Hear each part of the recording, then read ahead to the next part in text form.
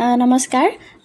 ৰূপ বা আকৃতি সম্পৰ্কে যদি আমি সহজ ভাষাত শিকিবলৈ যাওঁ তেতিয়াহ'লে আকৃতি বা ৰূপৰ এটা সংজ্ঞা সহজভাৱে কৈ দিছোঁ। সেইটো হৈছে ৰূপতাত্ত্বিক বিশ্লেষণৰ খণ্ডিতকৰণ প্ৰক্ৰিয়াত অৰ্থ ৰক্ষা কৰি বিভক্ত কৰিব পৰা ক্ষুদ্ৰতম অংশবোৰকে আকৃতি বা ৰূপ বোলা হয়।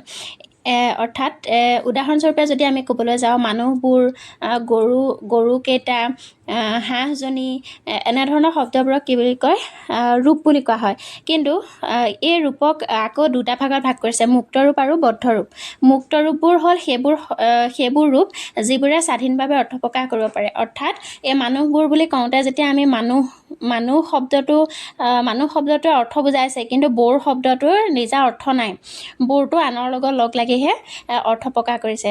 ঠিক তেনেকৈ মেকুৰীজনী বুলি কওঁতে জনী শব্দটোৰ নিজা অৰ্থ নাই, কিন্তু মেকুৰীৰ লগত যোগ হৈ পেলাই অৰ্থ প্ৰকাশ কৰিছে। গতিকে এই মেকুৰী, মানুহ, গৰু, ছাগলী এনেধৰণৰ যিবিলাক শব্দ আছে সেই শব্দবোৰক কি বুলি কয়? মুক্ত ৰূপ বুলি কোৱা হয়। আনহাতে বদ্ধ ৰূপবোৰ হ'ল সেইবোৰ যিবোৰ ৰূপে নিজাকৈ অৰ্থ প্ৰকাশ কৰিব নোৱাৰে। অৰ্থাৎ আমি এতিয়া টু, ৰে, খন, বোৰ এইবিলাক শব্দ হ'ল বদ্ধ ৰূপ। উদাহৰণস্বৰূপে আমি এটা দুটা শব্দ যদি চাওঁ, মই ইয়াত দিয়ে দিছোঁ ধান যোগ অনি, ধাননি। এই ধান যোগ অনিৰ উদাহৰণটোত যদি আমি চাবলৈ যাওঁ, ধান শব্দটো হ'ল মুক্ত ৰূপ আৰু অনি শব্দটো হ'ল বদ্ধ ৰূপ। অৰ্থাৎ দুইটা লগ খাই পেলাই ধাননি শব্দটো গঠন হৈছে। এই মুক্ত ৰূপ আৰু বদ্ধ ৰূপবোৰ কেনেকৈ গঠন হয়